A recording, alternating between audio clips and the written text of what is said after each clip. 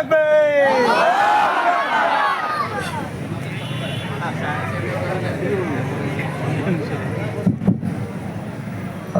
আলাইকুম ওয়া রাহমাতুল্লাহি ওয়া বারাকাতুহু। কেমন আছেন যশোরবাসী? আলহামদুলিল্লাহ ভালো আছি। এখানে সব তো দাঁড়িয়ে আলো টুপি আলাই বেশি দেওয়া যায়। কলেজ ভার্সিটি গোলাবান কিন্তু কমাইছে নাকি? না আছে দেখা যায়, সিপাই সাপাই আছে। ওই অনেকে মনে করছে যে ও অনুষ্ঠান মানে আমাকে না, ওইটা খালি বুজুর্গ প্রোগ্রাম। হ্যাঁ, আমাকে অনুষ্ঠান নাই, ওই যে তো মমতা দাপা আসছে, ঠিক না? এরা মনে করছে যে মমতা দাপা আসলে অনুষ্ঠানটা একটু ঝাঁকানা করে একটু মজা লাগতো। হুজুররা এসে হুজুররা কি আর গান টান গাইতে পারে নাকি মমতা দাপার মতো? মমতা দাপা কি সুন্দর গান গাইতে গাইতে বুক ফাটাই ফেলায়, হুজুররা তো পারে না।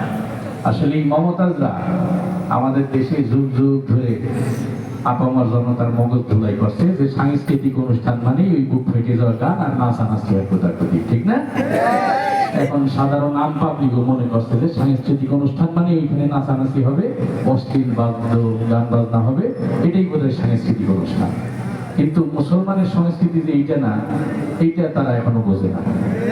কারণ যেখানে অশ্লীল গান হয়, নাচানাচি হয়, সেটা কি কখনো মুসলমানের সংস্কৃতি হতে পারে? মুসলমানের সংস্কৃতিতে কোনো অশ্লীলতার ঠাঁই নাই, ঠিক কিনা বলে? মুসলমানের সংস্কৃতিতে আনন্দ হবে, বিনোদন হবে, গান হবে, কিন্তু সেই সব গানে আল্লাহ রসুলের মহব্বত জাহির হবে, ঠিক না?